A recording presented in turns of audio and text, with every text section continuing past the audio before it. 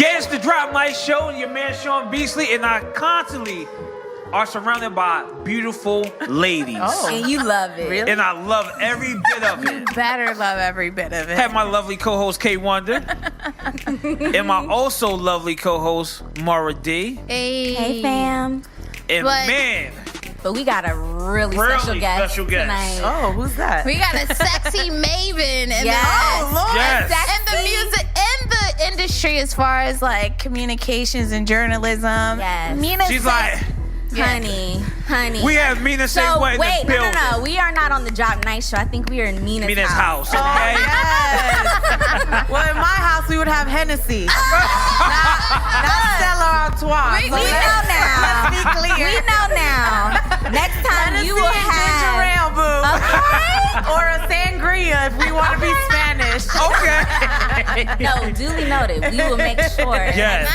Next time, we got you. Look, Yo, thanks for coming. No problem. It's been, I done listened to you so many times in the morning. Yeah. I want to say well over like 5 to 6 years. Yeah, I was. doing your thing out here. I did mornings in Philly for 6 years. I'm still doing mornings now nationally on Sirius XM. Are you a morning person? No. So how did you do it? When I took that job, I was 25, and it was like the next step in my career. And like when you're doing radio, everybody's trying to get to do mornings. That's like the coveted spot. It's mornings in a in a big market, top 10 market. So at the time, like I had a night show on Sirius XM. So like I was never a morning person. I mean, I used to have to get to work at like 11, and I used to always be late. Like who's late getting to work at 11 a.m.? Like I used to roll in at 12:30. They're like, hello, you're supposed to be here an hour and a half ago. So I've never been, but I'm the kind of person that like, if I have to do something, I get it done. So I'm not a morning person. So I remember when I went to Syracuse University. When I went to Syracuse, I had an 8 a.m. film class. I had no business taking an 8 a.m. film class, but that's the only time they offered that class. Wow. And I needed to take that class because my major was television, radio, and film. Yeah. That was part of my major. So whatever, I'll be at the 8 a.m. film class with all the white people sitting in the back, you know, taking my little notes. So if I got to do something, I get it done, and regardless of how I feel about it. Everyone that knows you knows that you're a hustler. Like yes, She's like facts. I watch you on social media. I'm like, she's everywhere. You know what's crazy? I don't even post everything that I do on social media because I'm moving around so much that I can't sit there and like put everything up. You know? Yeah, For I instance, get that. she just came here from New York.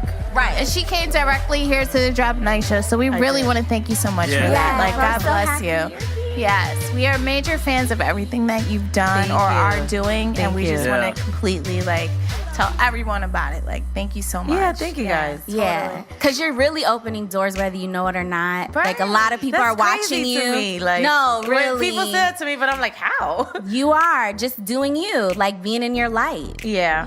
That's inspiring because I feel like everyone's always searching for kind of like, what's my thing? You know, I want to do something that I can wake up every day and be proud of. And when you see people, even if you don't post everything, what you post still inspires us. Oh, so thank you. It's dope. You know what? I'm gonna post about you guys right now. Don't post because K Wonder don't have no makeup on today. Anyway, we're not gonna do bashing tonight. This is ladies' night. Yeah, don't do that. We don't need makeup. Let me give you the tea on Sean Beasley, okay? You may not know exactly who the Drop Night Show is. We are a podcast. We've been doing our thing for over 4 years, but this gentleman, you know, brought it all into fruition. But he thinks he's a white guy and black. He loves Ariana Grande. Oh. Thank you. You know, he's a music manager. He does a lot of things in the industry, but in the real talk, he think Leon Cohen. Leon Cohen. That's who you think you are. You think he does? What? Yeah, and I see you'll be in there, but you know, you won't have to get cussed out by me a couple more times before you get there. With a non-face beat. Yeah. Well, anyway, so Mina, you said you went to Syracuse. I know you had a full ride, but like, you went there obviously to study radio and broadcasting and stuff, but what led to that passion being ignited and then you going to school to study it? Well, I went there because they gave me the most money. So when you're like a poor kid from like the hood, you're like, oh, y'all giving me how much? I'm there. Shout out to Jersey, because I'm from Jersey, and Yeah, you were born in Jersey, Union City, Yeah. so shout out to Jersey. So I grew up in a poor environment. So for me, everything was about money. Like, they gave me the most money, so it was like, I'm gonna go there. Okay. I really didn't realize at the time like how good the school was, the fact that it was one of the top communication schools in the country. I just went because they gave me a lot of bread to go. So I'm like, okay. So I went, and then that's when I started to figure it out. And it wasn't like it turned on, like, oh, I want to do that now. It kind of just evolved naturally. Like, I had a friend who was a DJ. I always was very musically inclined. All my friends, we used to have like music debates since I was a kid. So that was always like in my spirit and in my personality. Yeah. So I just naturally gravitated towards certain people that were like me, and then they were already kind of like hooked into the system. And you know, they were like, hey, come hang out at the station. And it just happened very organically. And then once I started to go in, I'm like, oh, I think I'm really good at this. And then I started getting like encouragement from other people around me, and you know, I just stuck with it. Excellent. Very, very, very commendable, because not only did you stick with the sound and communication and audio, you branched out in other aspects of it. You started doing TV, you know, and to differentiate the difference between like radio and XM, how would you break that down to us? Well, for me, I see it all as radio. It's like the same skills. Okay. I'm doing the same thing. It's just a different medium. Okay. I feel like XM is more like new medium, like Apple Music, and you know, there's just different mediums, different forms of listening. There's also different revenue shares. You know, traditional radio charges for sponsorships and commercials. That's how they make their money. You know, Sirius XM is subscription based, as is iTunes and Apple, and you know, all of that. So they're just different ways of doing radio. Okay. So how do you see more of our future going into XM radio than radio? I definitely see, like, the 6 years that I was doing mornings, the industry changed so much. And you were doing mornings with Power 99, and it's the early morning show? The Rise and Grind morning show, Rise and Grind yeah. morning show. So it changed so much in the 6 years that I was there that it's almost scary to think what's going to happen in the next 6 years.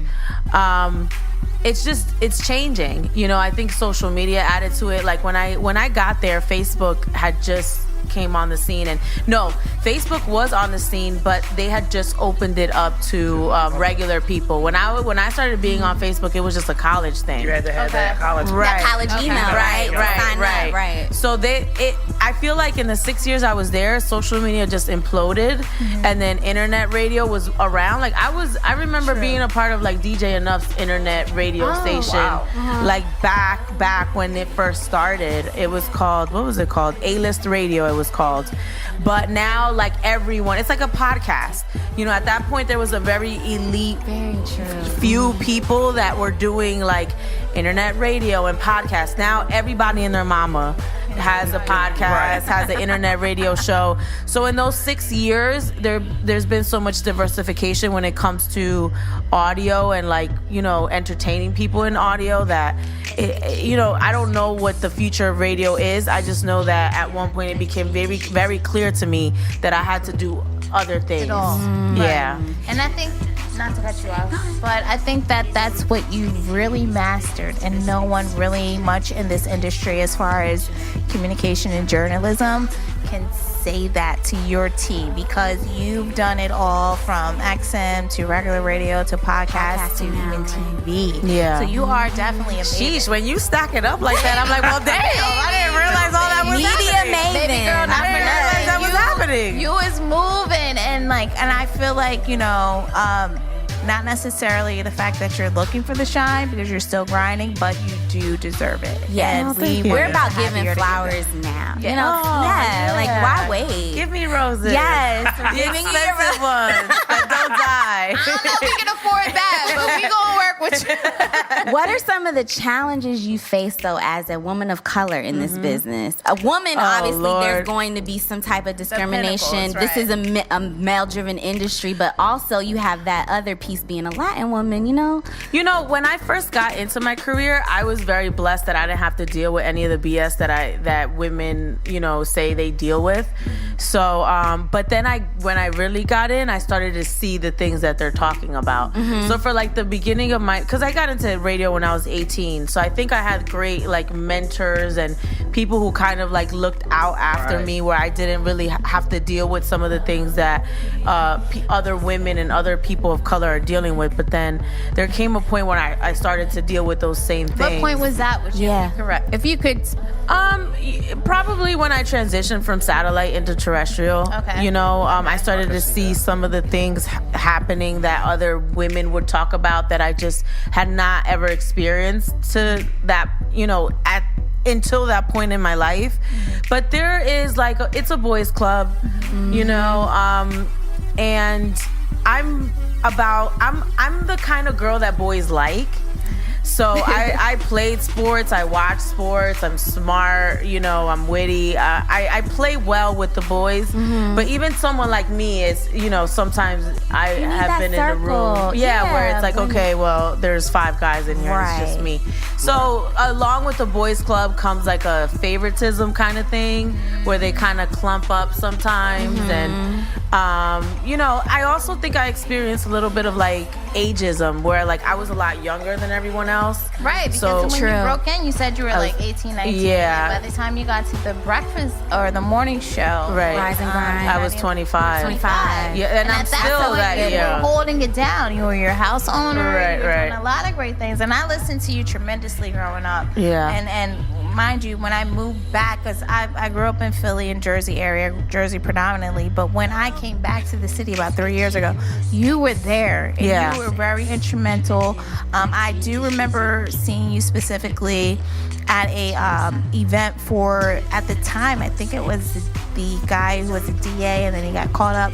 But Seth Williams. Yeah, I did a bullying event for him. You did an event for him, and I remember everything you said, and I was like, wow, this lady is on. Like, she was talking to the youth, and you gave them power. But I think the better I got at my job and the more powerful I got and the more influence I got, things started to happen to me that other people had talked about that I had never experienced in my life. Wow. So, yeah, I mean, there's definitely like a boys club kind of thing going on, but I don't really pay attention to it. Like, I'm going to be who I am, and, you know, you can like it or not like it. I really don't care. Like, that's not going to stop me from doing what I do. So, and then there's, you know, women work harder than men. I mean, it's just the way that it is. Would you say in every industry? You're not going to object to that? I can concur. From what I've seen, women work harder than, I'm not going to say all men, but, you know, there's more men than women, and the women that are there do more work than the men, from what I see. You think it's because we have to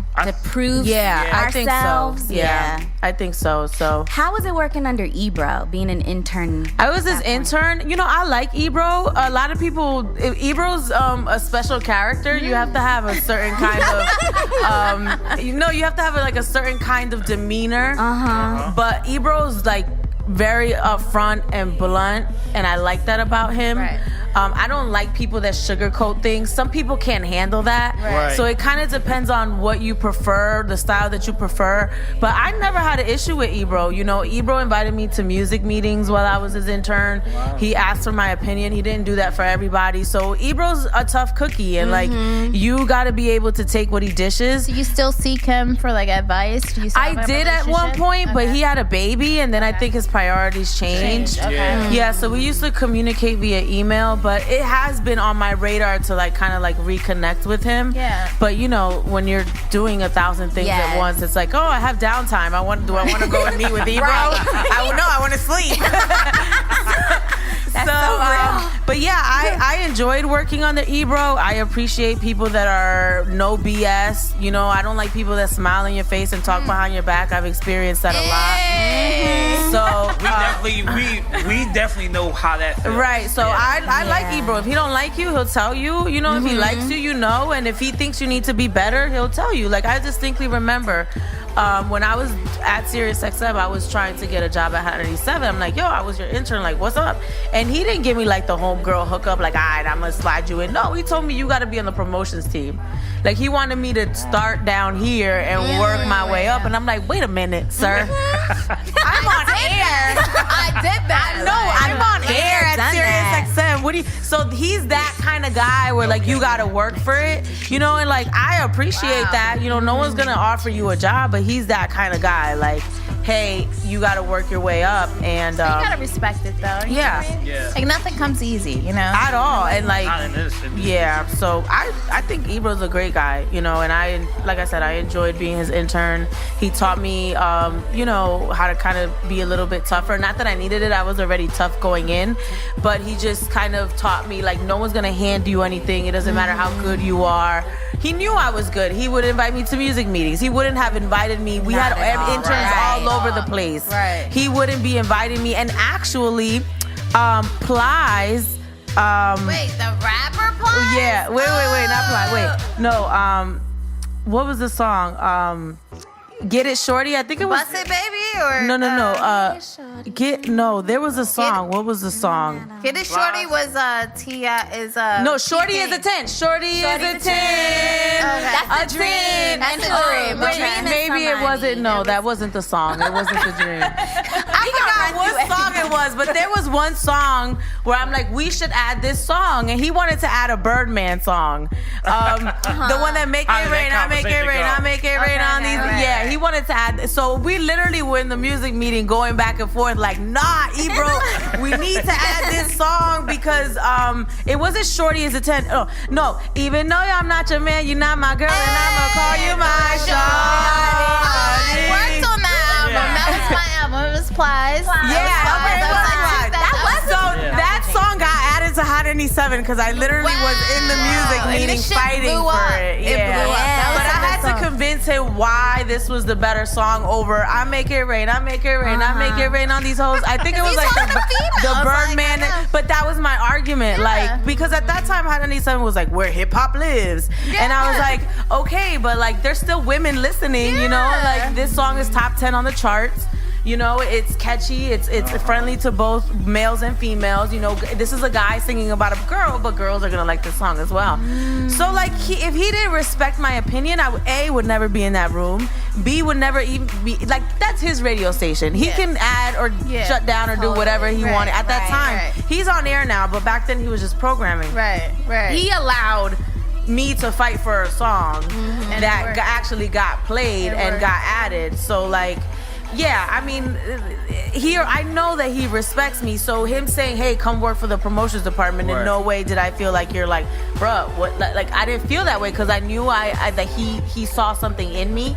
At that point in my life, though, I just felt like I was further beyond doing that, and I really wanted to do something that was more in the studio as opposed to being on the street. Okay, that makes sense. Yeah.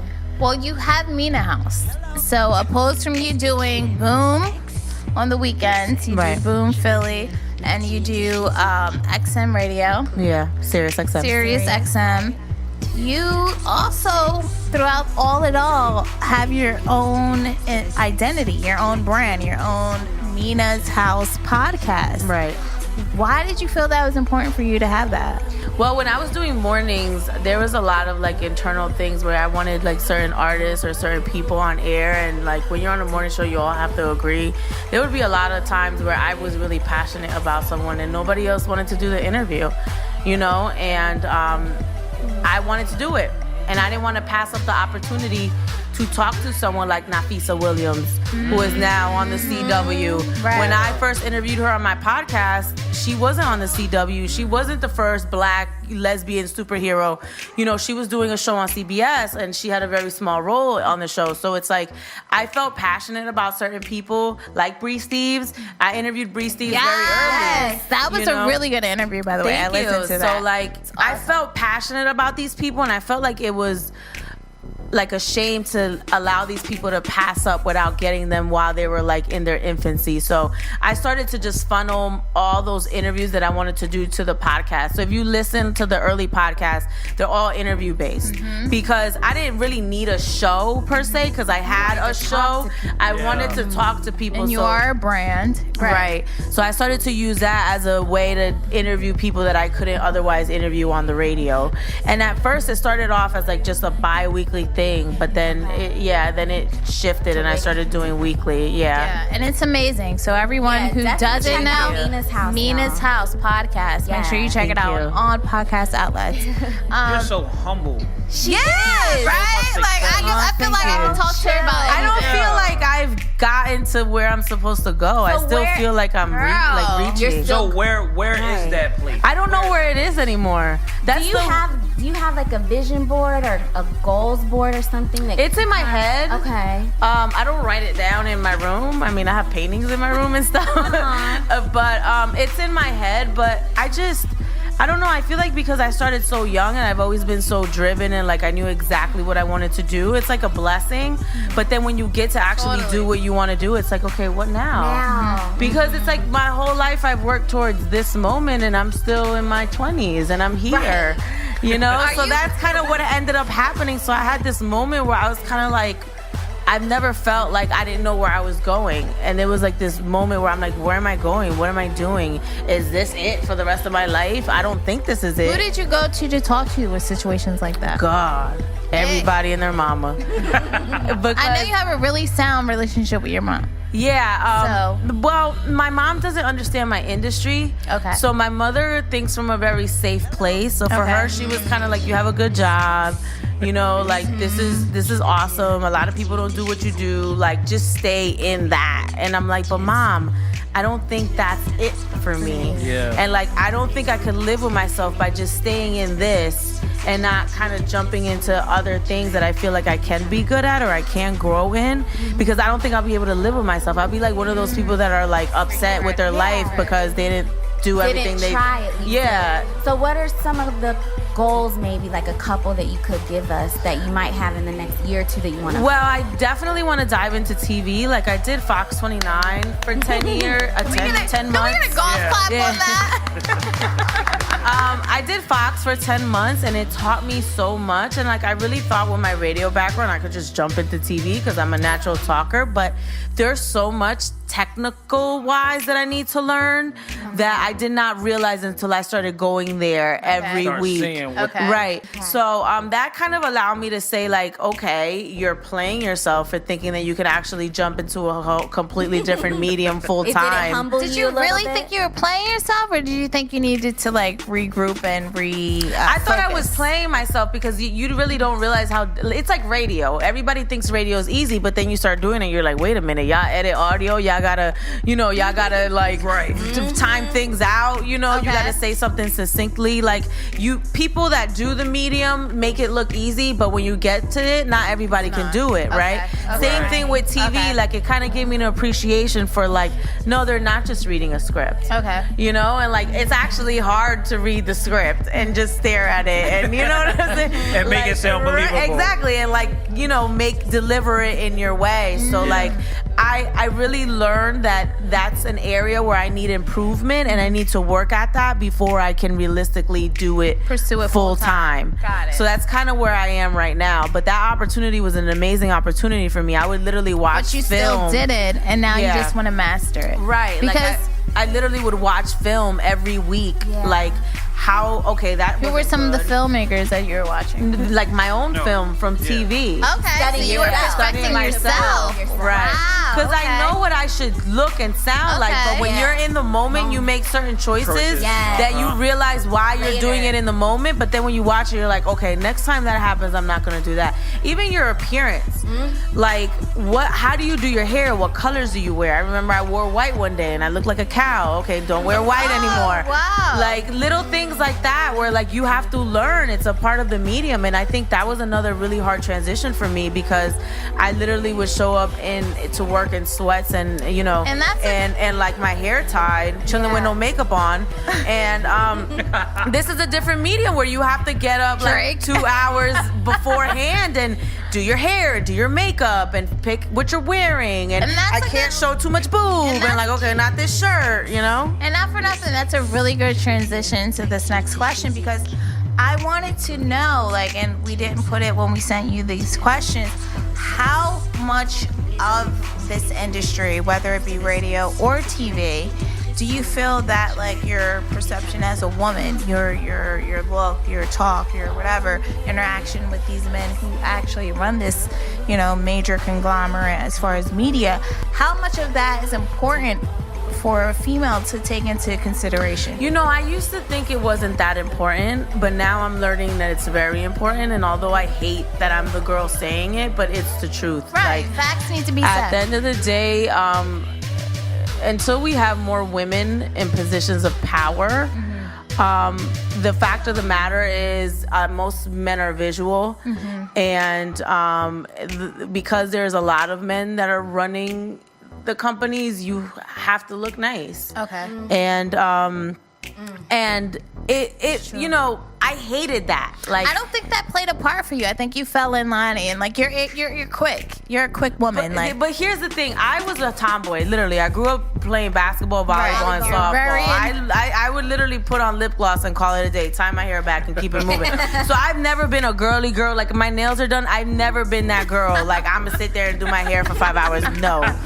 So, but what ended up happening was I realized the response that I get from people. So when you walk into a room and you look like a star, people treat you like a star, right? Yes. So it's and like, that doesn't fall just in Hollywood. That's in general. That's a general. Right. Universal thing. Right. Okay. So although I would like to say, like, our looks don't matter and you know, your looks don't matter, like, but look presentable. Look like the job that you're trying to get. If you want to be a TV personality, look like the TV personality every day, or for as much as you want. And you know what? It's exhausting to do it. And that's the thing that I learned about TV. Am I ready to jump into this medium where you have to look a certain way, and that's not who I am? So that's another thing that I really had to evaluate and see, like, how can I make this Mina? Because I'm not the girl that's gonna walk in there and be beat every day. Right. You know, that's not my personality. But how can I make this a happy medium of the girl that doesn't really like makeup or wears makeup, and someone that actually looks like they're the star, someone that looks like, oh, that's the girl we want on TV. Look at what she looks like. You never know who you're gonna run into, who's gonna see you. Yeah. Right. You know, you don't want to meet the executive of MTV looking like, you know, Jenny from the block, and like, how is he needs to be able to see the vision. Like, oh, you never know when you're gonna run into somebody. You gotta paint the picture in their head. Right. This is what you will see when you put me on TV. Mina, I feel like you have like some women mentors that you can name, or no one told me that. Nobody talked. No, I figured it out. I just figured out, like, I observe a lot of people, and I figured out, like, girls that do well when they walk in the room, what happens? They look fabulous. They smell great. Beyonce comes in, everybody's like, oh, Beyonce, you know, like, but it attracts an attention, and I don't want the attention because I'm an attention whore. I want the attention because I want the right people to see me in where I want to be seen. Right. So if I'm going to an event and I know that the president of ABC is going to be there, or the vice president of whatever, I have to look the part, and I have to stand out from everyone else. So I have to put myself together in a way where he can visualize, oh, I want that girl on my TV. So I had to learn that, and like I didn't like it that it's like that. Okay. But I still don't like it. But somebody told me along the way what I was told is if you want a job, do the job before you get the job. So if you want to be on TV, look like you want to be on TV every day. Major facts. So that's why I do these lashes. I'm not a lash girl. But she's beautiful still. Yeah, She's so very that's much like my beautiful. happy medium. Like, I'm not gonna be beat every day, but at least you'll see me with a lash and some floss. Just to let you know, I can get my nails. When I put on, baby. Some earrings a little bit, right. So I started straightening my hair a little bit more just because I'm a curly hair girl and you don't see a lot of them on TV. And although I would like to change that, it's still like a very. You still gotta get in the door. Yeah, it's still a very harsh reality that it's not there yet. So what I have to do is get in the way that I can get in, and then slowly change the perception of you have to have straight hair to be on TV. That's real. I have curly hair, so do a lot of other girls out there. So I think it's happened slowly. slow. Yeah. But that's the thing. You don't come out and boom, here's my curls from day one. Like you ease it in. Yeah, We can go on for days with that one. Yes. But let's right now get into this song right now. We have Mina SayWhat. Oh, we have a song. Legendary Mina SayWhat in Philly. building. Listen, like she has made her way and she's still making her way. And this is everyone that needs to know. We will be back with more of this conversation. Right now we're gonna get into LMA. Your girl this song. She's such a sweet, beautiful girl.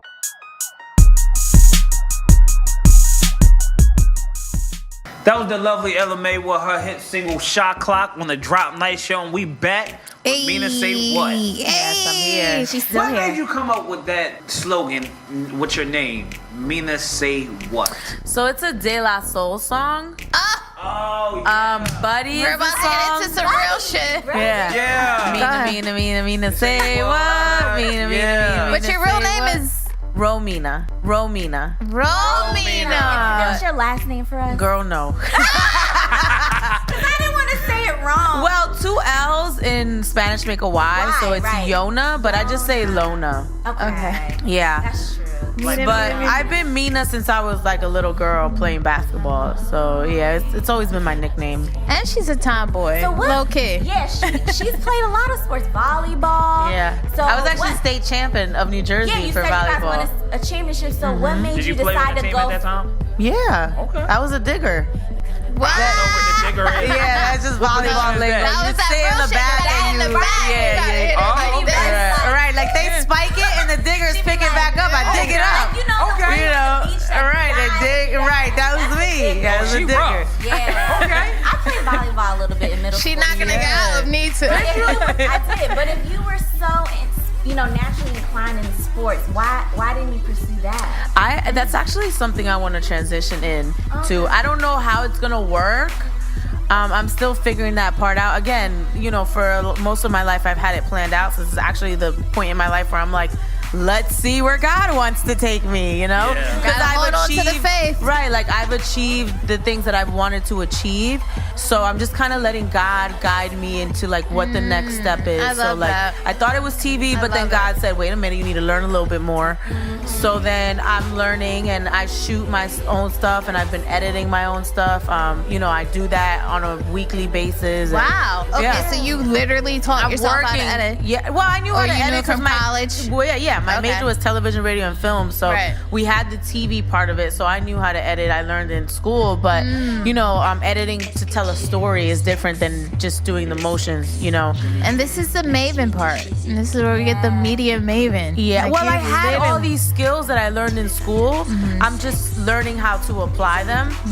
I actually regret not doing more TV because when I was in Syracuse, my professor, Michael Schoonmaker, he actually was one of the people that helped build MTV when it first came on board.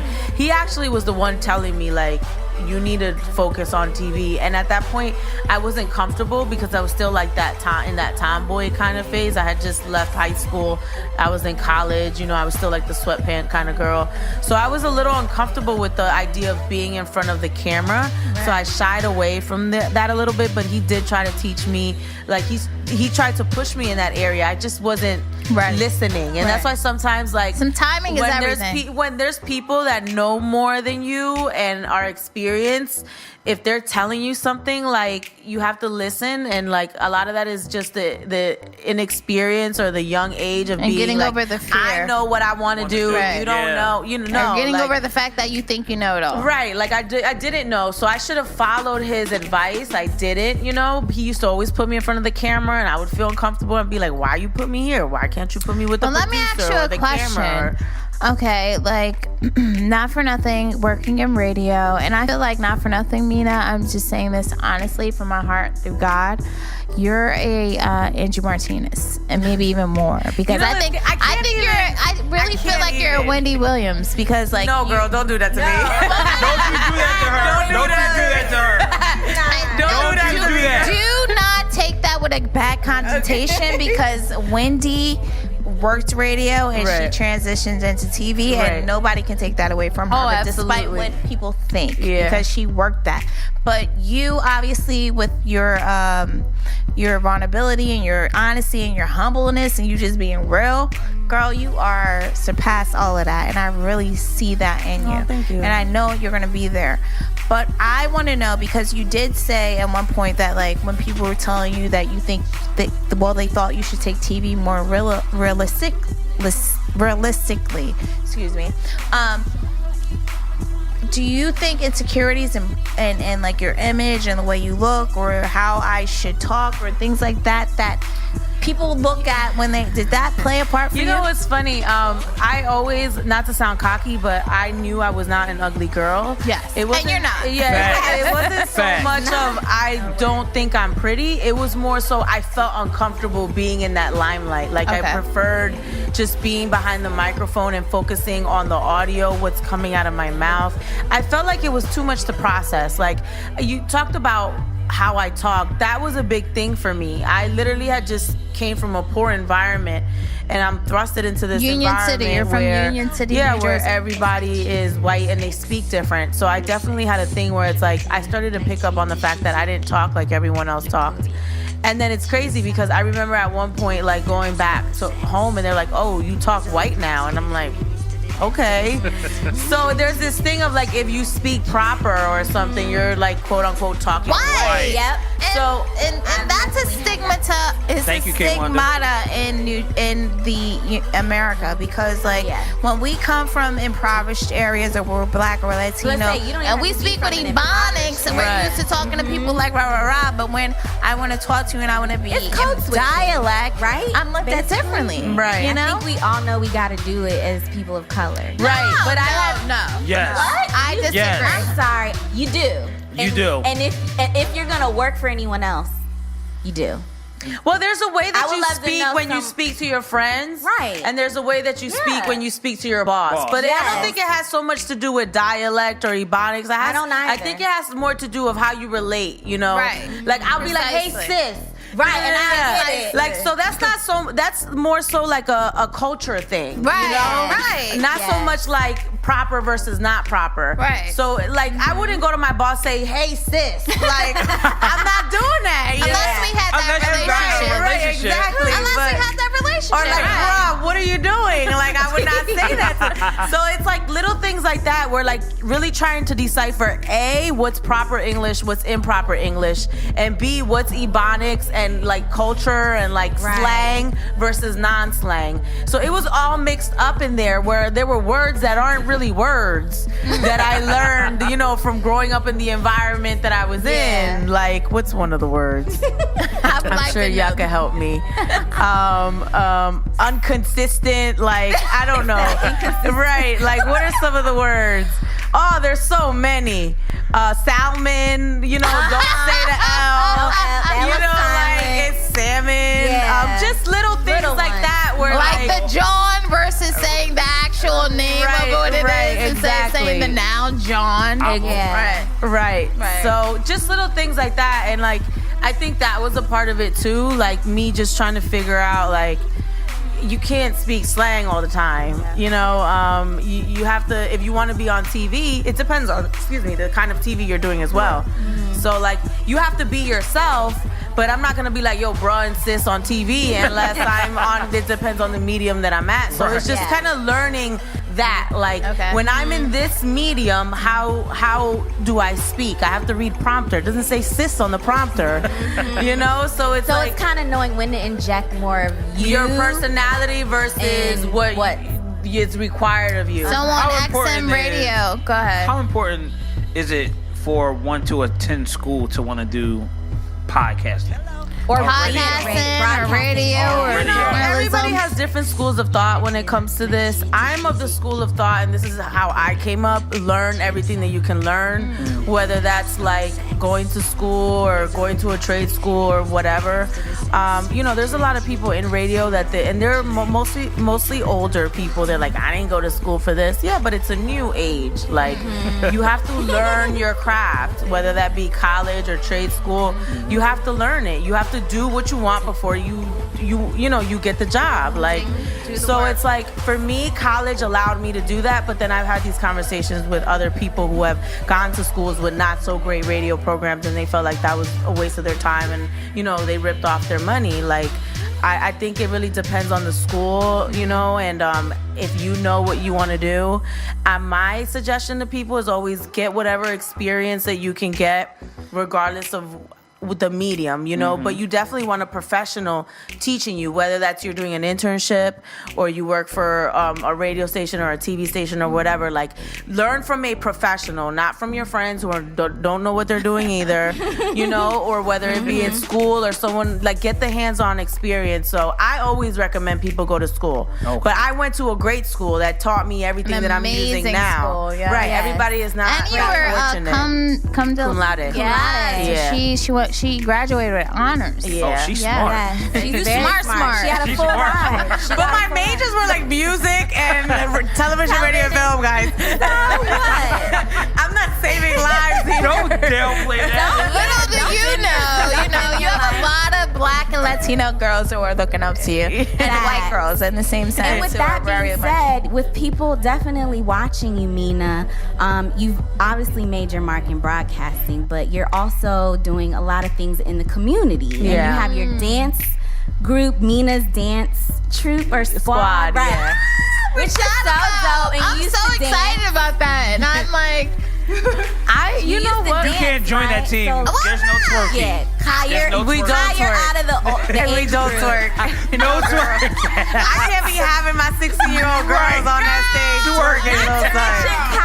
You baby. Wait, first of all, twerking is an art. No, it's not.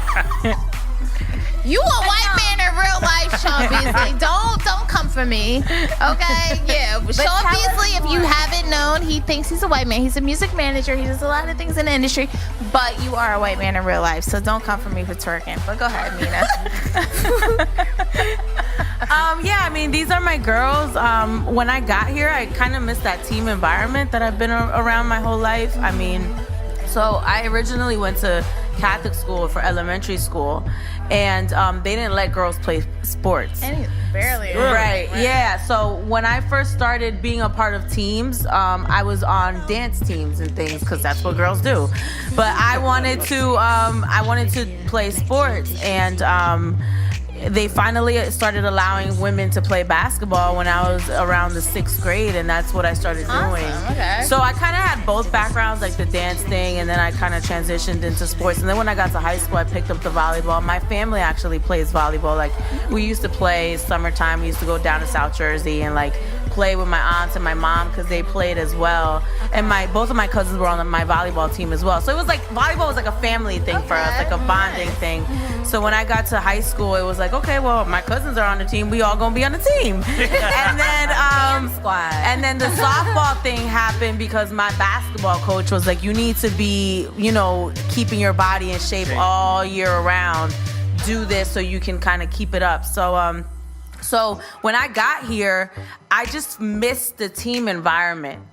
You know, so I felt like I had to create something, and then at the same time, it was around the time where they were starting to scale back all the after-school programs in the Philadelphia school district, and you know, I was just like, where do young girls go? Like, a lot of them, their moms work, you know, so it's like, where do they, right? Where do you go? Like, there's no after-school programs. Like basketball probably kept me off the street. Like sports kept me off of doing what the other girls were doing in my neighborhood while they were going home, sneaking boys into the house, you know, doing whatever it was they were doing before their mom came home. I didn't. When I was gonna sneak a boy in the house, I had practice and I had to go home and do my homework. Too busy. When I was sneak a boy in, listen, and I would sneak them in, but like, you know, not all the time. Like it was here and there. That was a Rick James moment. Right. What did he say? I didn't do drugs. Drugs is crazy, but cocaine's a hell of a drug. So it's like I missed that team environment, and I wanted to give women something to do or somewhere to go. And obviously, it isn't every day; it's like once a week. But I just kind of created this small little community. It's amazing. Definitely. And necessary. Yeah. And how many years have you guys? 6 years going. Yeah. What else is in the works, philanthropy-wise? Is there anything you're working on? Well, for a while, I started volunteering at a shelter because I lost my dog, a dog shelter though. Okay, animals. Yeah. I had a pit bull for 10 years, and she like You used to talk about that dog all the time. I love pit bulls. Yeah. So she got cancer, and we had to put her down. But like, I felt such a void. I've never felt like an empty void in my life, ever in my life. Like, I've always been a very happy, full person. You know, my career like helps me feel good about myself. My mother's very supportive. My family's very supportive. I always felt very full. So for the first time in my life, I felt like empty. Because it's like this one thing that I've had in my life for 10 years is just gone one day. And like little things like her trying to get on the couch. No, you're not going to get on the couch. We're not doing that. Or her trying to creep in the bed. Sorry, boo, you're not sleeping in the bed with me. You're not a human. Like little things like that. Like you would miss those things. So I felt like empty and I've never felt like that. So like I kind of like just started volunteering and being around other dogs because I wasn't ready. I'm still not ready to get a new dog, but it helped me kind of like be around other dogs, and like I would walk them and feed them and give them little treats. So I started volunteering at an animal shelter. But girl, it is too cold right now. Okay. When it gets hot, I'll go back to the shelter. But right now, you will not see me in 10-degree weather walking them Not dogs. for nothing, I really Say that word one more time. not for nothing. I really feel like Mina is like my spirit animal. It wouldn't be your spirit animal. Yeah, because I want to be her in my spirit. Animal. She's a human. Well, you know how some people say like my spirit animal. Yeah. Well, I mean, all right. So she's my spirit human because like, literally she is like the encompass of everything that I feel like as a woman I would want to be, and you accomplish it, and you did it at such a young age. You're still very young, and it's just like, Dag, you are on your way to Oprah, and don't fucking stop, okay? You know what? I said that right now. Don't stop. I really admire Oprah. I admire Steve Harvey.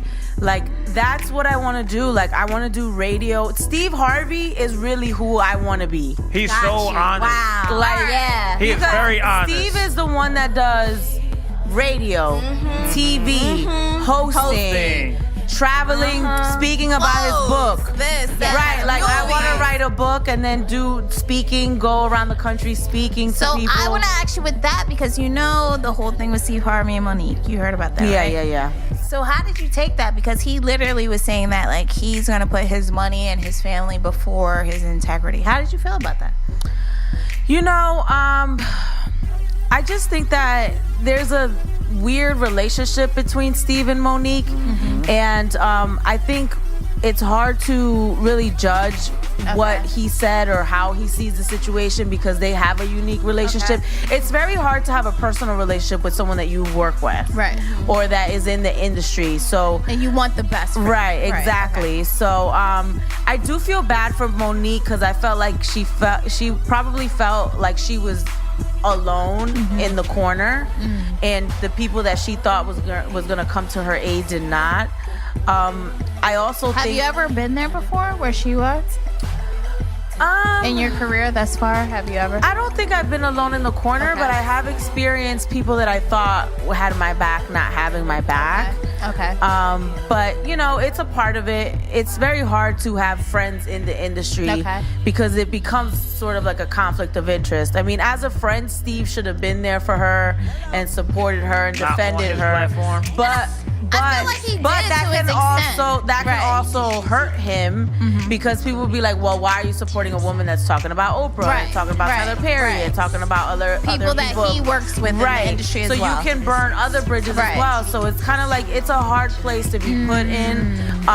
You know, I like that they addressed it on the show. I just felt like it was kind of too short. Like it needed to be a longer conversation. Right. But it's hard to really have a friend in the industry like that, especially when you see your friend acting crazy. Like even, seriously, like even the Jussie Smollett thing.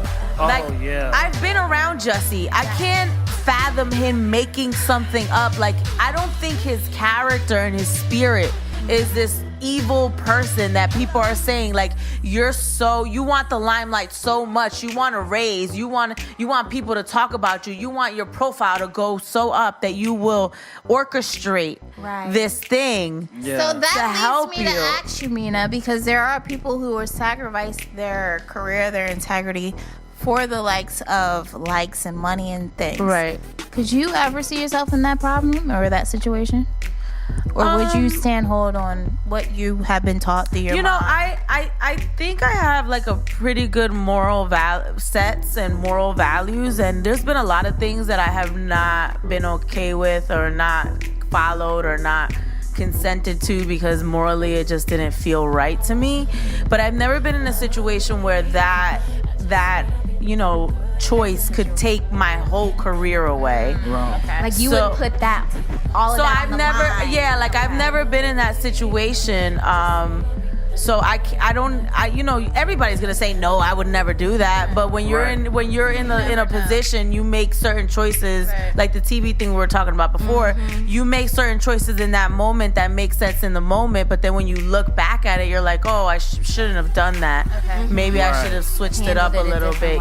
So I can't say I never will, but I know that in the past I have been like, no, I'm not doing that because that just doesn't feel right to me. And that's important. Yeah, very important. So I want to ask you, you've been in this business for a long time, right? And especially with radio. Over how many decades? I feel like it's been 10 years. Yeah. So when you first, let's say when you got on Power, right? Yeah. Family members, when they, can you get tickets for this? Can you get tickets for that? How do you handle that kind of person? My family knows the kind of person I am. Don't miss me with the BS. I mean, I'm a very giving person, but my family knows that I'll give when I want, not when you ask. So I think that I think I set a good boundary with my family and my family also isn't the kind of family to try to take advantage of things. But, I'm the kind of person that shares automatically. So like I would get Six Flags tickets and take the whole family, or Donny Park tickets and take the whole family, and take the dance team. I invite my cousins like, hey, I have tickets to do this. So I'm naturally like, hey, I have this. Do you want it? Do you want to experience this with me? But yeah, I haven't really had that problem much. I mean, you have one or two family members who will feel entitled a little bit or ask you for stuff, but I always I'm sorry, boo. if I got it, I'll give it to you. But until then, I can't guarantee anything. Speaking of someone who says I'm sorry, boo, because she's so quick to be like, I ain't gonna do it right. We gotta get into Cardi B. Cardi B. Working on it. He's the bird call with that. That's Birdman. Get it. It's a little better though. I wish I could roll my R's. But I will say I'm a fan of her. Cardi B has had a phenomenal year in the fact that she's been able to stay true to herself and have her baby and stay true to herself in the industry where you're not supposed to. Yeah. I love Cardi B. I love all of And them. so let's get into this next song right now with Cardi B and Bruno Mars. It's called Please Me. All right, we're going to get into it right now on the Drop Night Show. We got Mina SayWhat.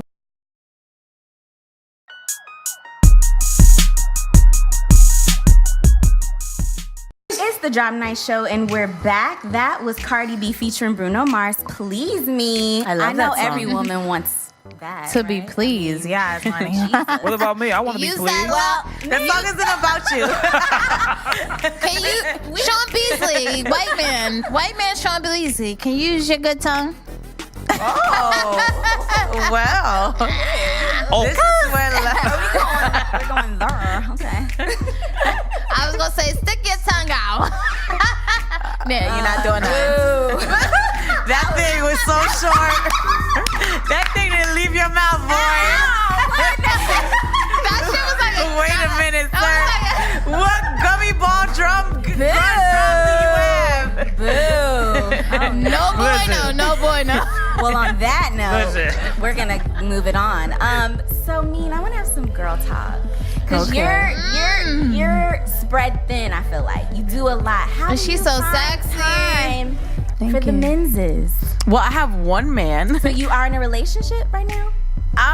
We're working towards that. It could go there. Yeah. It's building to that. Yeah, I can't date multiple guys, and I wish I could, but I just don't have the time. Girl, I feel you. Like, I don't have the, I don't have, ya. no, but they tell you in order for you to They pick do. the right one, you're supposed to date multiple ones. They like, say not that. have sex with multiple No, ones, but right. just go out. Right. But Anyway. some people No. don't know the difference between date and other things. A lot. Yeah. So, like, you're supposed to go out and hang out with different people and see what you like, what you chemistry. don't like. Right. You know, It's hard who to do do you, that. right. I don't have time for that. So you do Yeah, have you a don't have significant time. one. I run into this thing where there's one, and sometimes I've been unhappy in that one, and because I'm not tasting and smelling the flowers around me, it's been hard for me to get out of that, and it's prolonged or dragged on, longer than it should have. Yeah. So I've run into that, but I don't have time to date multiple men, and then I don't even remember what I would tell all of them. Like what? So when when I was young, I used to kind of like have multiple guys. a little Right. lineup. Like no, I had a 'Cause my starting friends five. used to say, I right, have you a gotta starting have your five. starting Like a five. fucking because- basketball team. I had my starting Sean's five. making Wow. a face, but you have to have Shout. your starting five because someone's gonna F up first of all, and you need to have someone to bench. I don't do this. You but gotta have there a are- LeBron. You gotta have a Yes. Tristan. You gotta have a. Nah, Well, we don't want Tristan. We don't want Tristan, girl. You can throw him out. We don't want no He's not on the Tristans out team. here. Right. No. We don't want no All right, third. What do they call them? Tristan, Third trimester Twister. No one wants that. No one wants a community penis, girl. Yeah. What did but you no, think about that though? Like just to step in. I mean, Chloe knows what she's She's getting seen herself it into. at an early Like, come on, stage man. and she tried to ignore it, right? Chloe just wanted a baby. That's what I feel Facts. like. I think she just wanted her Facts. baby, and like you got my baby. I got my baby. She cute. Bye, boy. yeah, facts. So, Yeah. but yeah, I 'Cause used to. that body she got. Woo! You see that new picture? Wow. She stepped out Yeah. like, okay, I'm here. So I used to do that, but as I got more into my career, I and then like, how do I remember what I tell each one? Like, and I literally, I would get caught up in my lie. Like, didn't we talk about this? And he's like, no. And I'm like, oh, that was the other one. So I'm not good at it. Like, I'm not good at balancing multiple guys. So, I know your DM is crazy though. yeah, it is, girl. She said she gets dick pics. She could Yeah, I be a get- gilly I where get she be deep. getting them That's so DMs. disrespectful. So though. disrespectful. I don't understand what Why we don't don't even even come come across- across. you And want come across then like it's that. like, I'm not even gonna describe some of the ones I've seen, y'all. No, I Did you get one? understand. There's one guys that are just curved big. so Yeah. much, and I was like, what the hell are you doing with that? It was Ugh. like abnormally big and curvy, and like, I don't know, maybe some women like that, but I'm like, I don't want that in my DMs. Like, I don't want to see random penises that I never asked for. right. So he's like, do you want this? Hell This is no, I don't right. want this. Like, But we've Is that the never met, message and you with the think picture? Do you want that? yeah, introduction- yeah. They're wilding out here. Yeah, I love I her. don't quite understand. No, I don't want you. You want What am I? Like you trying to injure me? I gotta be to work tomorrow. All right, well, we're gonna get into something that I call my rapid fire, Yes, and let's I go. have some questions a little specific for you. Let's we're gonna go. do them quick, so I want your first. Okay. Like this. You gotta be like Okay. this. So, traditional radio or podcast? Traditional radio, Volleyball or basketball? basketball, New Jersey or New York? Philly or New York? Oh, Philly. Okay. Netflix and chill or dinner and drinks? Both. Instagram or Snapchat? Instagram. Good book or good movie? Good movie. International or domestic? Girl. International. Facts. Okay. I know you're a little political, so would you say government politics or conspiracy theories? Government politics. Okay. And just because we're about to get into like the weather of like, let's show a little skin. Yeah. Are you gonna work out or are you gonna get that flat tummy tea?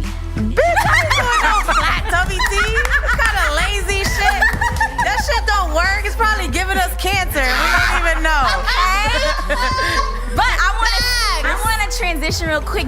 When you get brands coming for you like a flat tummy tea, They've tried. right? Like, how do you kind of decline that, or do you find yourself having? Well, you're not cutting the check. So it's about the check. What Flat Tummy Tea is doing is they're sending product to people and getting free.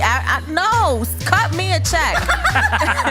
Yeah, a lot of brands are doing that. After you post, then they pay, or like No, a lot of them are not paying, girl. No. So they look popping. They look popping on the get out gram. of it. They look popping on the gram, and it might attract other companies to think that you are an influencer that gets paid for this stuff. So they might pay you, but not. There's a lot of companies that are not paying. Wow. They're just giving product for promotion, and people are doing it so that they appear to be popping. I mean, and some of them are, the artists, the celebrities with all the followers, they are getting paid.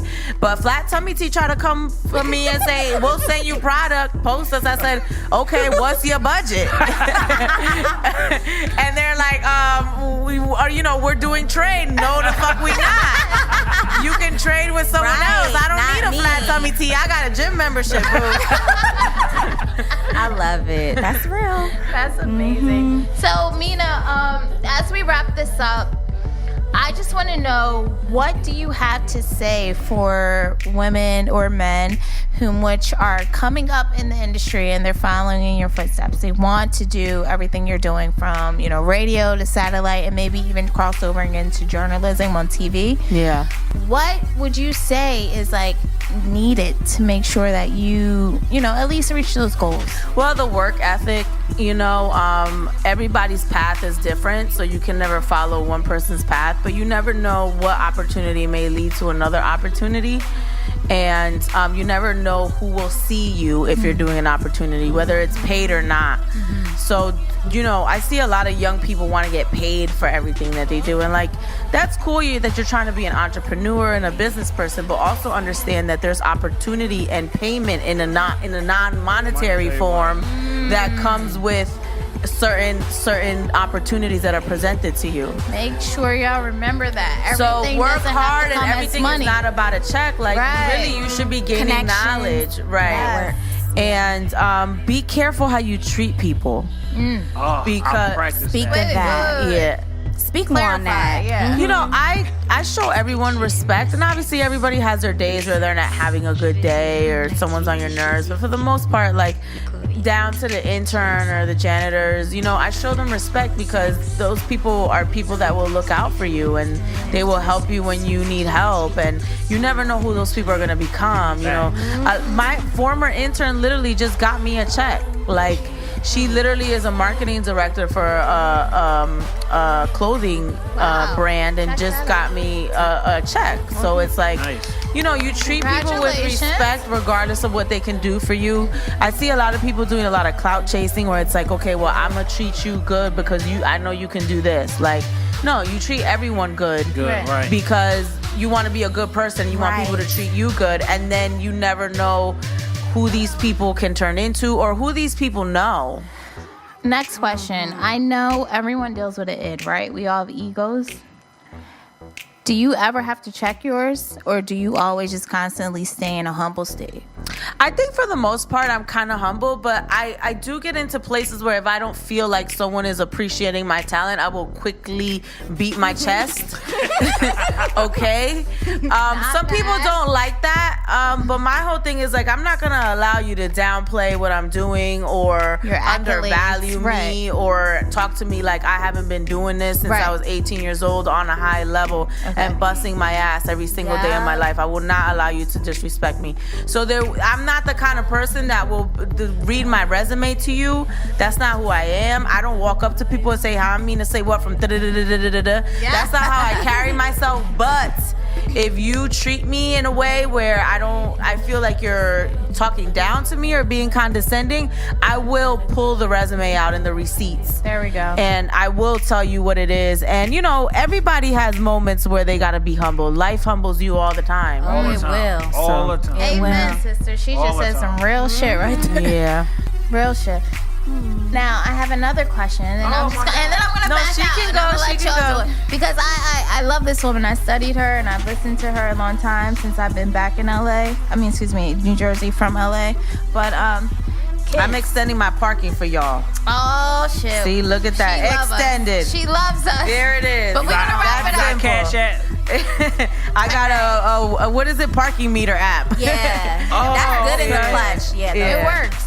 I think I did see her. We did see her when she was doing an event with children for the commissioner at the time.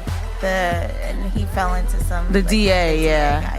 Seth Lewis. That was kind of unfortunate for him. But I know you do talk a lot. Like you said, you have your dance team. You interact with teenagers to up to a certain age and helping them get to their light and their pinnacle. But what do you have like for young girls which they don't know necessarily if they want to get into broadcasting or they want to be an Instagram model. They don't know what they want to do in life. Yeah. But they just know they want to do something and they might not necessarily be giving themselves the right light. What would you say for someone if you've seen that, and how could you maybe give your knowledge? I tell young women to try everything. Internships, get jobs. Whatever it is that you want to do, try it out.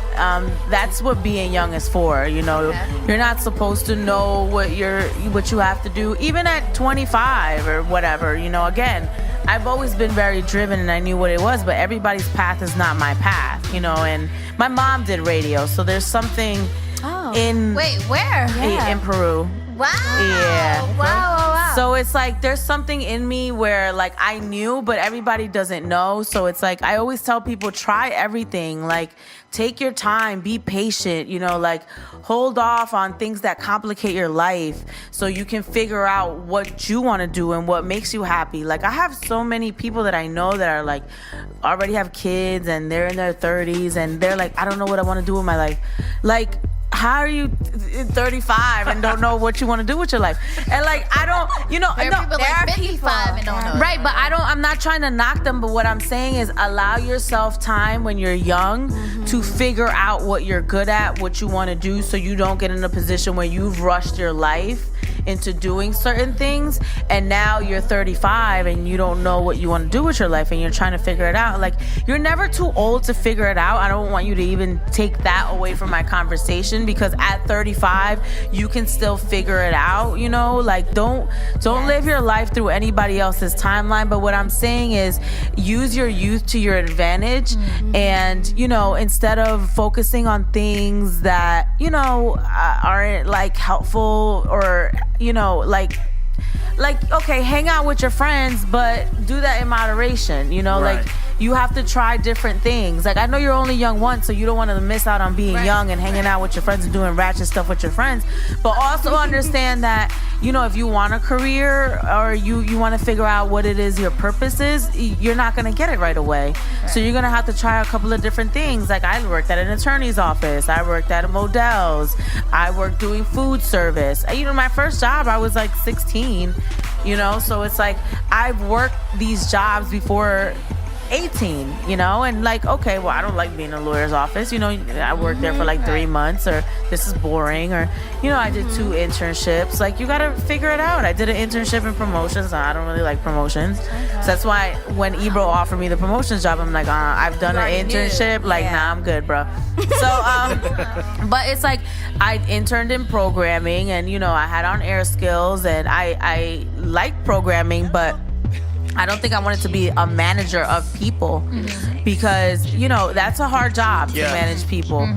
So it's like I figured out all these things as to like, who am I and what can I do well and what can I do well. I'm not the best manager of people, because I don't have that much patience, you know.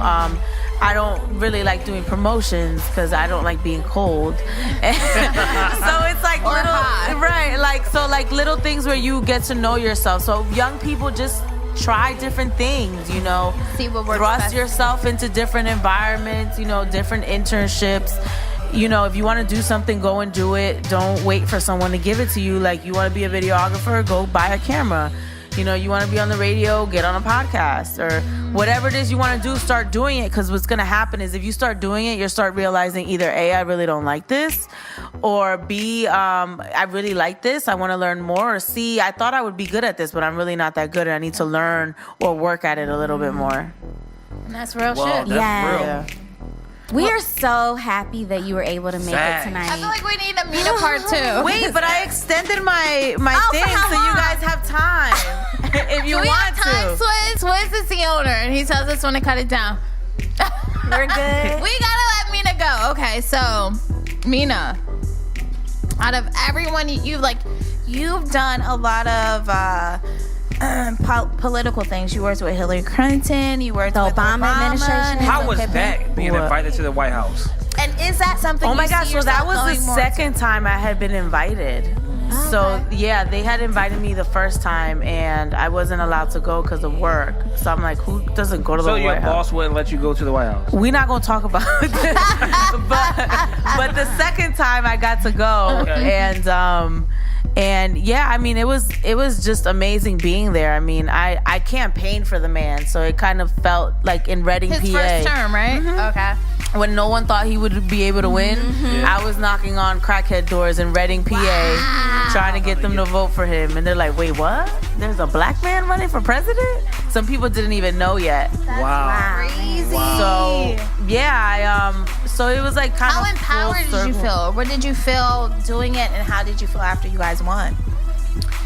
While I was doing it, I had a political science major. That's why I did the law. I interned at the law. I worked at the law thing.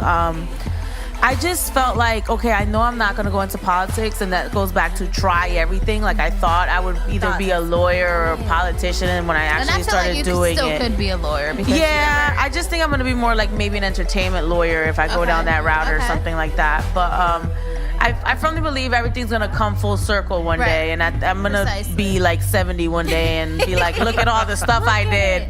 Yeah. And like, it all started back when I was at, 12 or 13 or 17 or whatever. That would be a great story. That would be a great book too. Yeah. So, but yeah, I mean, I just did it because I felt energized by his demeanor and who he was as a person, and I felt he was like real. And I don't think I've ever been connected to a president. Like we liked Bill. I He think put us in jail. he did, but we liked Locked him. a lot of us. Yeah. We did. But we liked him. But like the Yes. minority community liked him. They didn't like embraced him. right. They liked him without knowing because. But they didn't like George. But like we didn't really like George Bush. So like First, the daddy. right. We didn't like none of them. Right. Yeah, but dad was before Clinton, so that's why. Yeah. So it's like we kind of like Bill, but then we figured out what was going on. But at Right. the time, people liked Bill. Loved him. He played that sax, and black people were like, Right. "He is a black man." That's all we needed, right? And then he got caught with the woman, and then we were like, "Oh, word, you get You really black. right, you And get then he head called in you the black, body, in the White House But wait, he correspondence said room." he smoked, but didn't inhale, right? So we was like, oh, All yeah. those Right, we were gotta like check, them. check. Okay, he a black man. So like I just felt really like energized by him, and I believed that he could win. So I fought for him. So and he won. Yeah. And then so like to come to the White House during the second term, like I did it. I saw the back of his head. I didn't actually. Wait, you seen the actual back of Obama's head? Yeah. Wait, what? Was it flat? Did it have a little bump? Did he have the pepper yet? Yeah, the pepper. His neck like this guy. These two. So, but yeah, I mean, it was nice to walk the hallways that he walks, and Michelle. Yeah, that's major. Yeah, But you also spoke to Hillary, or you worked with Hillary at one point.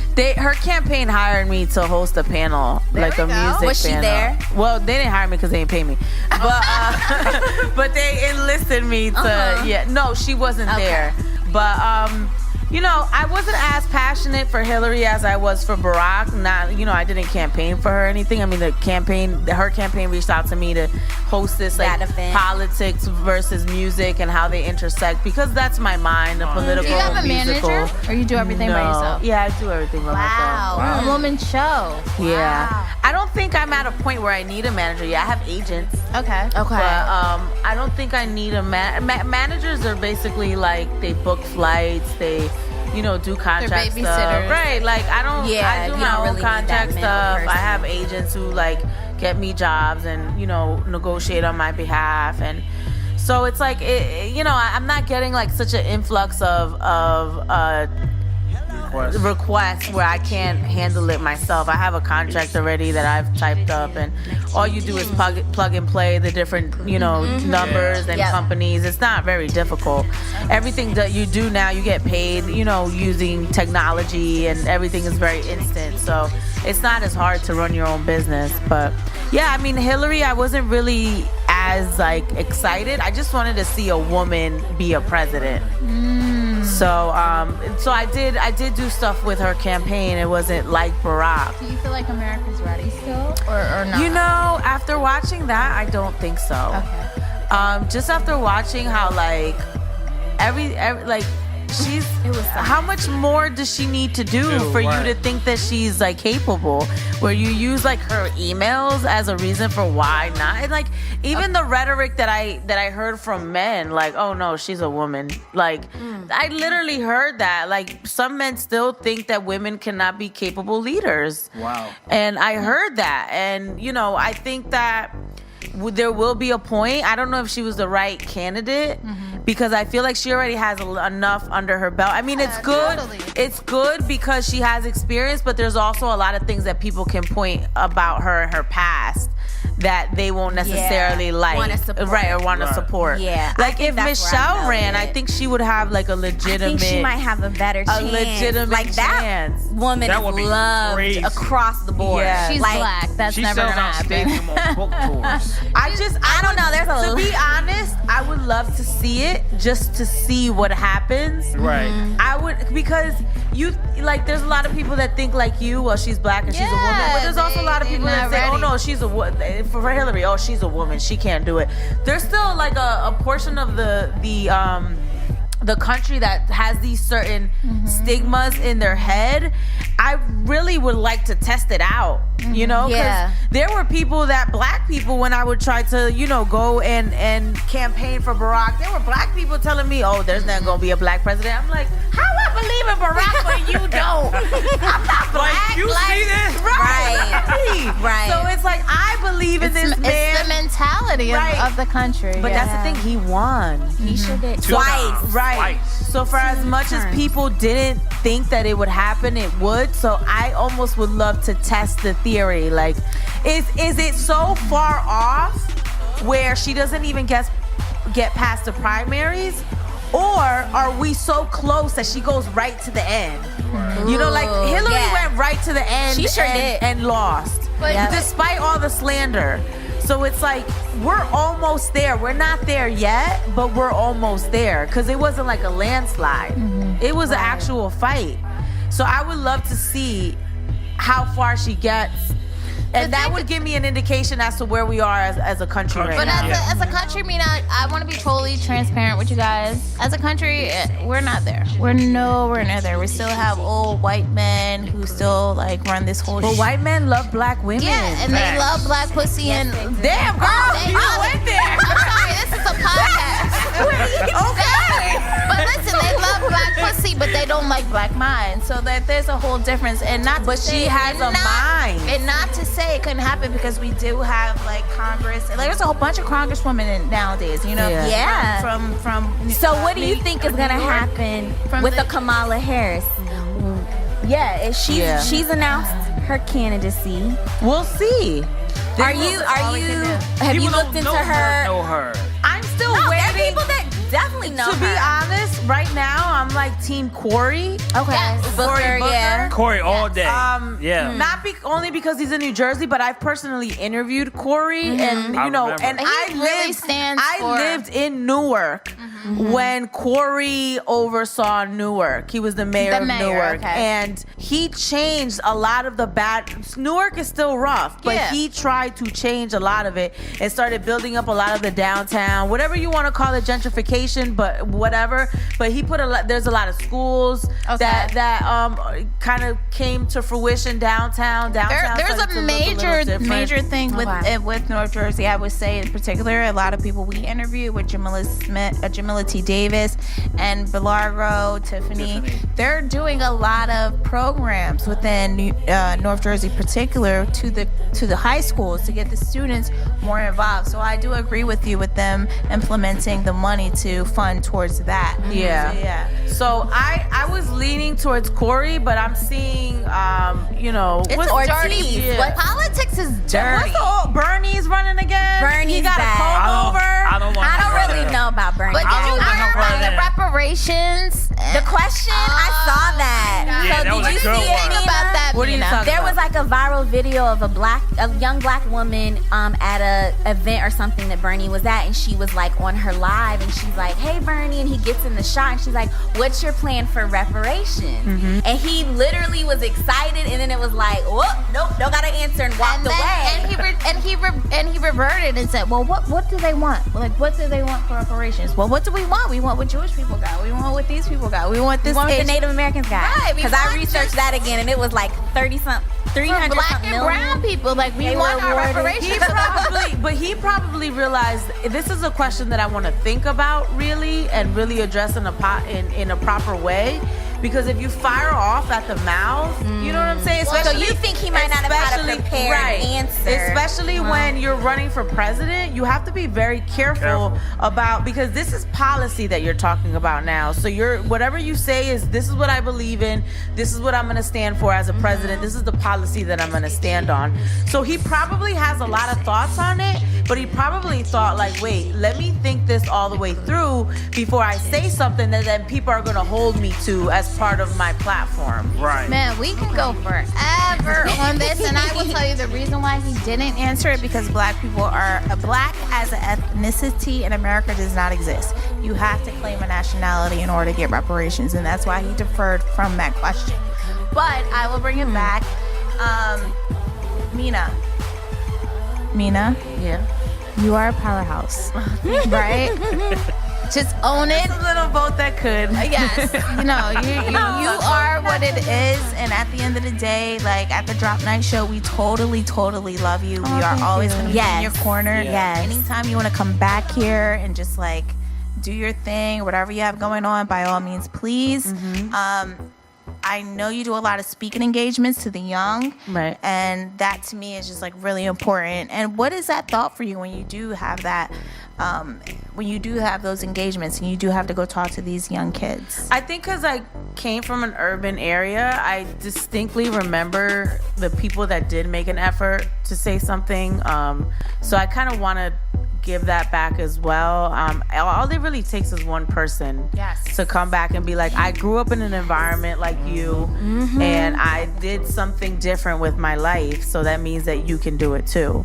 You know, a lot of the times, like, young kids think that there's no opportunities for them, and the fact is that their opportunities are not as vast as some other communities, but the opportunities are there. You just gotta find them. You gotta work for it. Right, and then a lot of people think it's a money thing too. Like, they think because they don't have money that they don't have access or opportunity, which is the case for a lot, but there's a lot of free money out here for kids that are in the city. There's scholarships and grants, and you know, there's things that you could, there's programs, there's work.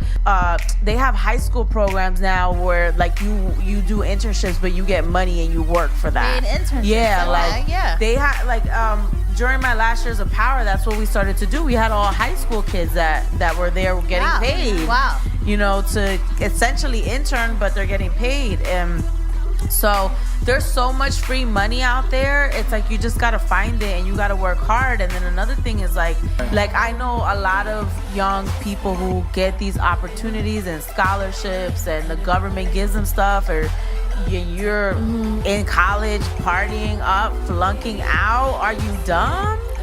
Dumb. Like, someone gave you free money. That they gave you free money over somebody else getting that free money, and you're gonna squander it and not be focused and you know, flunk out of school or party so hard that you're failing. Like, nah, we gotta be better than that. If someone gives you money, you're not entitled to that. Do you feel like money. mental capacity or mental? I mean, we gotta wrap this soon, but I know, like, do you feel like you know, and that's something that people don't really want to talk about, like mental health within the young and the youth, because there are a lot of people who are depressed, and now you find them doing drugs or listening to music that makes them just think they need to take more pills. Well, that's part of it too, but then there's also the I'm free from my parents now, and I'm gonna go hang out with my friends, and I have zero discipline. Okay. You know, so it's a combination of a lot of things, you know. You're in an environment where you don't have somebody breathing over you, and you know, you haven't been instilled the priorities. Let me have my priorities. Again, like I said before, you can go out and party and enjoy your youth, but I also need you to explore different things, and at the same time start figuring out what it is that you're good at. And that's where it starts at. Right. Okay. So, like, I partied, I did stuff, I did irresponsible things. I was drunk on South Campus, you know, on a Saturday night. But I'm sure Syracuse was lit, I knew too. that it's one of the top party schools. But I knew that I had. Yeah. Were you crazy? What? It's a college town, so you know that's all they got is the college. So they're partying hard. That means they're partying hard. Delaware State. Y'all think Temple got a pub now?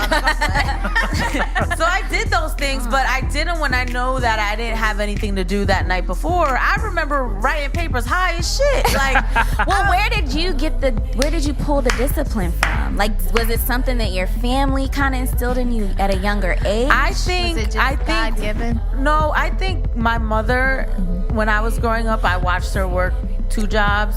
So when you watch somebody work and you watch somebody, you know, still no excuses, you know, like, okay, she got 2 jobs, but she still cooks every day, and she got food on the table, and I always got laundry, clean laundry, and the bills.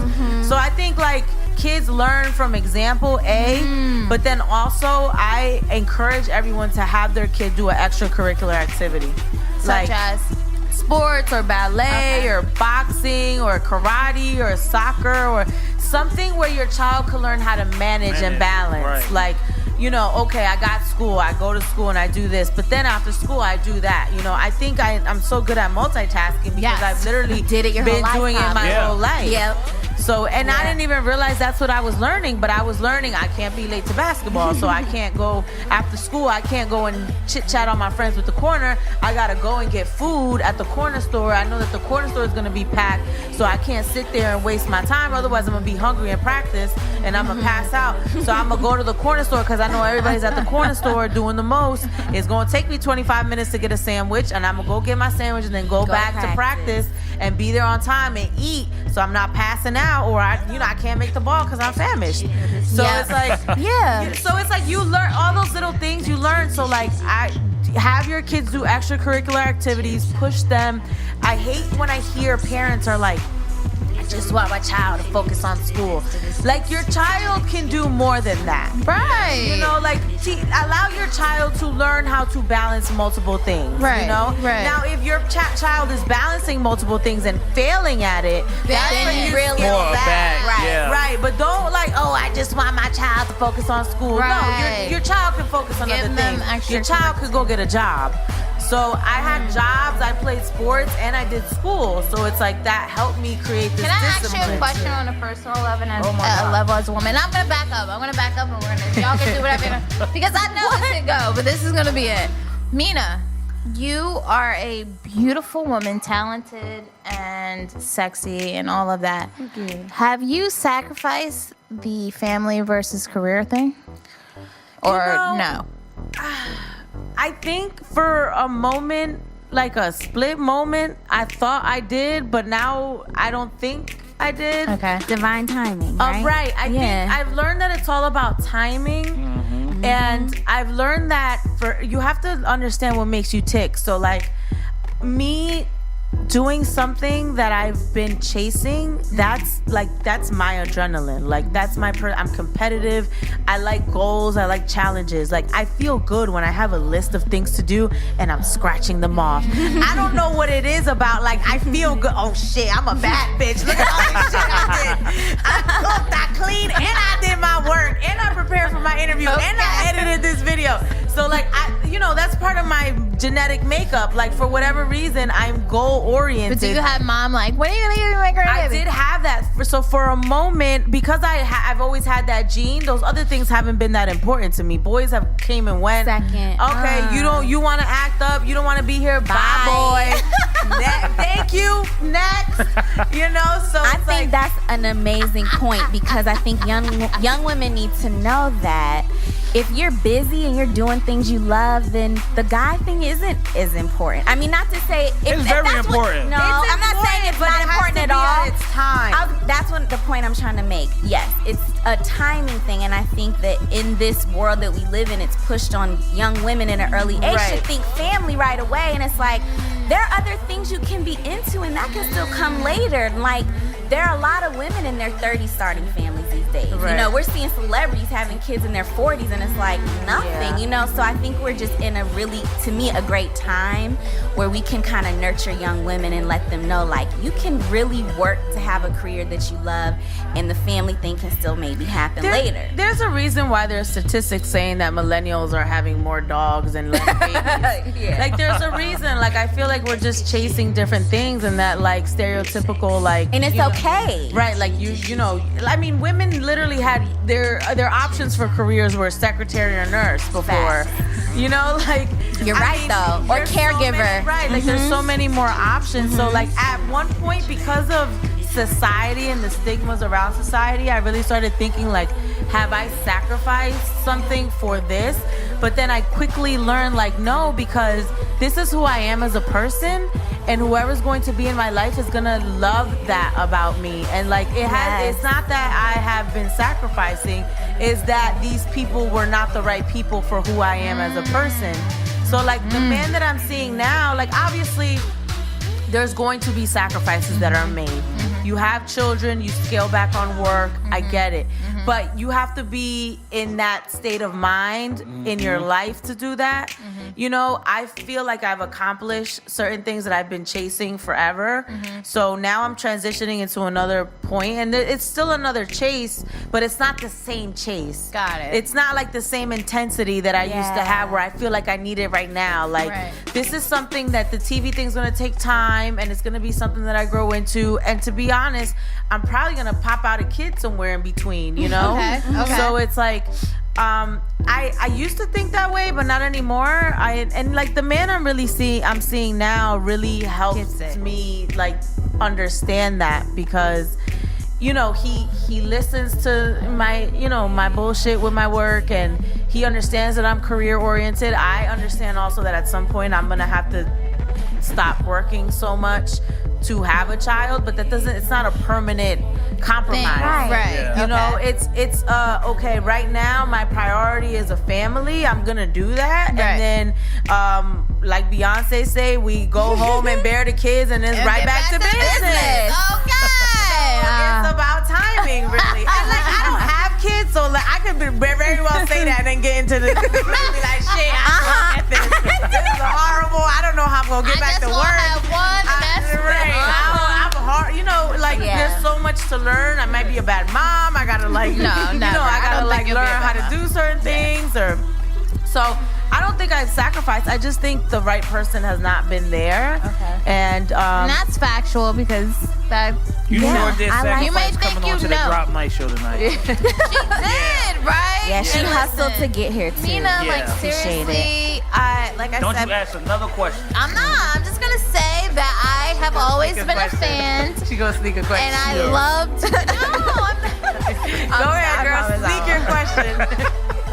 I'm gonna just say I absolutely love you. I study you. I think you are a Oprah in the making, Angie Martinez in the making, whoever you want to call it. Books come in, you know, your own syndicated show and all that good stuff for the world. And at the end of the day, please don't stop what you're doing. And I don't know what else. However you mold it, whether a kid comes in or not, just don't stop being. I'm gonna be that girl. My kid's gonna be right there, and my kid's gonna be acting up because I know my kid's gonna be worse than I was. I'm gonna give him the death stare. Don't get your ass beat in front of these people. I believe in whooping your kid's ass. Fuck that timeout shit. I'm gonna whoop your ass. Thank you. Extension cord. No. What? Oh, you got pulling out. That's child abuse. I'm not doing that. Pulling out weapons. No. Nowadays, it's considered as, you know, a weapon. But I used to get beat with I don't think that's Me too, but I'm not beating my child with that. I don't know what I'm gonna beat my child with. I gotta figure that out. It gotta be like enough to scare him, but not to abuse him. fuck him up. Right? Like damn. I don't want to leave bruises and shit. Like Go to school, talk about what happened at the house. No, we're living in a different time. Right. That's not. no, but yeah, we really enjoyed this interview. Yeah. Totally. And it's definitely your fam. Like it's just Your it fam, is totally. like your fam now. So I'll please be back. come back. I will. Okay, good. Thank you so much. So give us the rundown. Where is Mina? Where is Mina's house? Where are you? Okay, social Where media? they could find you at. Mina's house is everywhere. It's heard mornings 6 a.m. to 12 p. on Sirius XM The Heat. And weekends in Mina's house is heard on Boom Philly Saturday and Sunday 12 to 4.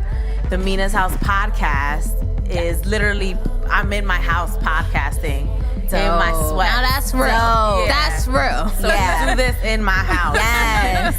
And that's on all platforms, all podcast platforms. You can get it primarily on my website, MinaSayWhat.com. And yeah, I mean, just look out. I host events everywhere. I do a lot of interviews. So find my YouTube page, Mina SayWhat TV. And the dance team will be performing around Philly. And that's everything. You know, I'm working on the TV thing.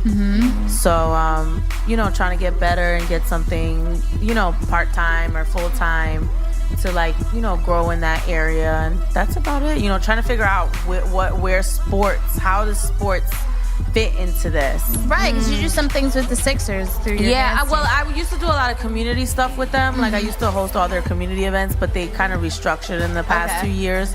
So my involvement is, like, very small compared to what it was. I still do things for them. But, you know, I want to do more entertainment-based things for them, like not on a charity level, but like on, you know, on the actual, like business side of it. So I like actually be an employee. Yeah. And Another check. Right. So that existence. So I'm trying to I'm hoping God just shows me how it all comes together, because I know it's all there somehow. I just don't know how to interest Just it. stand still. Be still. Let God work it out. Yeah. Honestly, just keep doing what you're doing. You know, work every day. I have a question. You work at the Heat, right? Anytime I listen to the Heat, I hear maybe two voices, Dion and the other girl. Yeah, I'm on in the morning. No, it's You don't another wake up girl at night, I swaggy. think. Yeah. How is just y'all three on there? Wow. That's all that needs to be. it. And the most important person is Mina. So there we go. I'm 6 to 12. Dion's 12 to 6. Swaggy 6 to 12. night. Wow. PM. It's just us three every day. So check Mina SayWhat out on Sirius XM Radio. Check her out. What's the station on Sirius? The Heat. The Heat. Yeah. And check her out on Boom Philly. Right. And then her podcast on her Mina's website, house. Mina's That house. she And shoot at her house. And then you will see her on TV again. Yes, we will. So just please, everyone, just stay tuned with Mina because she's super real, she's super fun, and she's super motherfucking popping. And I said it. That's all that needs to be said. And I guess that means it's stamped. Yeah. It's the Drop Night Show. We'll be back next Thursday. We love do you. I drop the mic now? Drop it. I know this is expensive. So it was expensive, so I'm gonna slowly drop it. She's being real gentle. It's the Drop Night Show, and we'll be back next week.